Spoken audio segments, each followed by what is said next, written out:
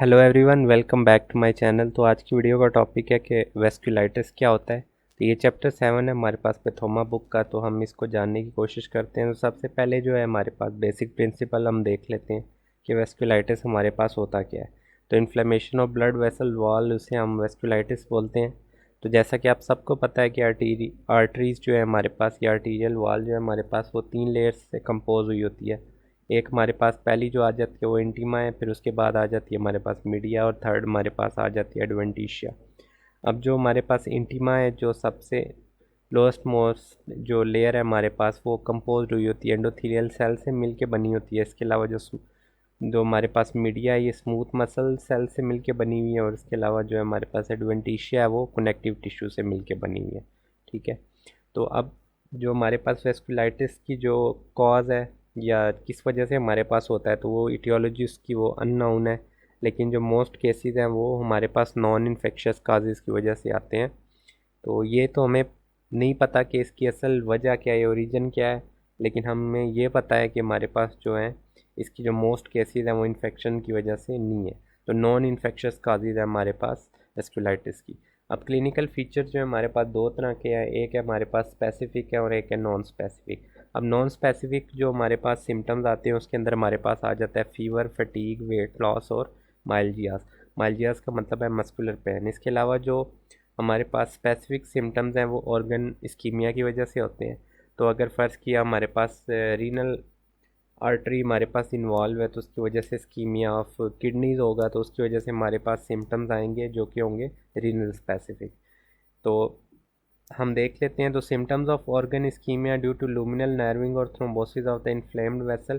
तो जब हमारे पास कोई भी आर्टरी वगैरह इन्वॉल्व होगी तो उसकी वजह से क्या होगी, जो ल्यूमन होगा हमारे पास, जो स्पेस है हमारे पास आर्टरी की, इसका इस स्पेस को हम ल्यूमन बोलते हैं। तो इसमें हमारे पास नर्विंग होगी और ये नर्विंग एक्ट करेगी as a form of thrombosis के हमारे पास। तो इसको हम डिवाइड करते हैं वेस्कुलाइटिस को, तो 3 फॉर्म में डिवाइड करते हैं, लार्ज, मीडियम और स्मॉल वेसल वेस्कुलाइटिस। अब ऐसा कोई स्पेसिफिक नाम वगैरह नहीं है जो हम दे सकें, लेकिन हम ये है कि इनको डिवाइड करते हैं bye means of size of the artery. तो हमारे पास लार्ज वेसल में, जैसा कि आप सबको पता है, हमारे पास आ जाती है आयोर्टा और उसकी जो मेजर ब्रांचेज हैं वो आ जाती हैं।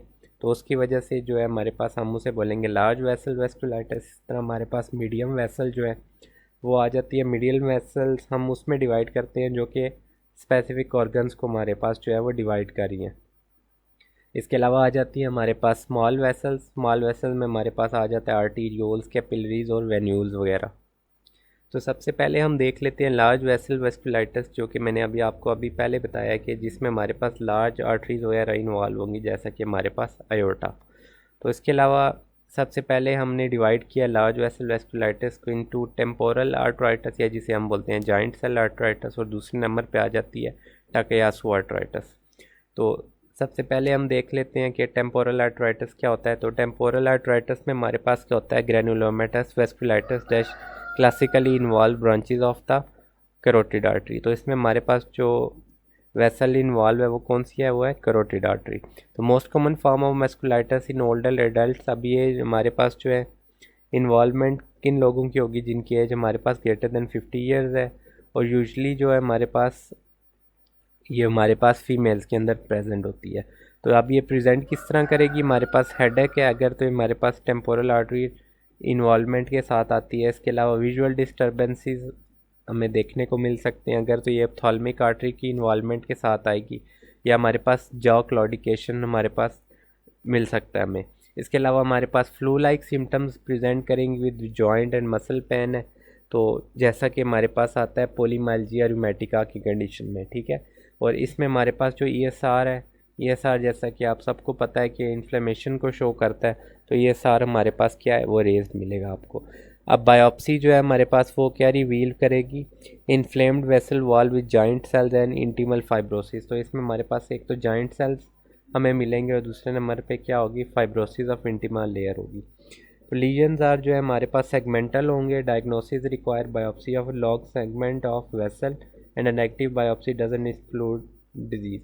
अब अगर आपने डायग्नोसिस बनाना है तो उसके लिए आपने क्या करना पड़ेगा, आपको बायोप्सी लेनी पड़ेगी वेसल वॉल की। अगर फ़र्ज़ किया वो बायोप्सी पॉजिटिव आती है तो आपका जो है डायग्नोसिस वो कंफर्म हो जाता है। लेकिन अगर तो आपकी बायोप्सी का रिज़ल्ट नेगेटिव आता है तो इसका ये मतलब नहीं है कि इसमें लार्ज वेसल डिजीज़ नहीं हो सकती, इसमें हो भी सकती है। ठीक है, तो ये इम्पोर्टेंट पॉइंट है। तो ट्रीटमेंट हमारे पास क्या है, हमारे पास सिंपल कॉर्टिकोस्टेरॉइड्स हैं जो कि क्या करेंगे, इन्फ्लेमेशन को कम करेंगे। तो high risk of blindness without treatment. अब अगर तो ऑप्थेल्मिक आर्टरी इन्वॉल्वमेंट है तो उसकी वजह से हमारे पास क्या हो सकती है, ब्लाइंडनेस के चांस जो है हमारे पास बढ़ सकते हैं। नेक्स्ट जो कंडीशन है उसे हम बोलते हैं टाकायासु आर्टराइटिस। इसमें क्या है, granulomatous vasculitis that classically involve the aortic arch at branch points. अब ये हमारे पास इन्वॉल्व करती है आयोर्टिक आर्च को किस जगह पे, जहाँ से हमारे पास ब्रांचिंग जो हो रही है, फर्दर डिवीजन हो रही है आयोर्टा की। प्रेजेंट करती है हमारे पास एडल्ट्स में जिनकी एज लेस दैन हमारे पास 50 ईयर्स ओल्ड है। और ये इन्वॉल्व ज़्यादातर हमारे पास क्या करती है, यंग एशियन फीमेल्स को इन्वॉल्व करती है। As visual and neurological symptoms with a weak और absent pulse in upper extremity, या जिसे हम बोलते हैं पल्सलेस डिजीज़। अगर आप इसमें ऐसे पेशेंट में पल्स आप पालपेट करने की कोशिश करेंगे तो उनके अंदर हमारे पास क्या होगी, अपर एक्सट्रीमिटी में जो पल्स है वो या तो वीक होगी या एब्सेंट होगी। इसके अलावा हमारे पास ये सार जो है वो एलिवेटेड होगा, जो कि एक साइन है हमारे पास क्या है, इन्फ्लेमेशन को चेक करने का।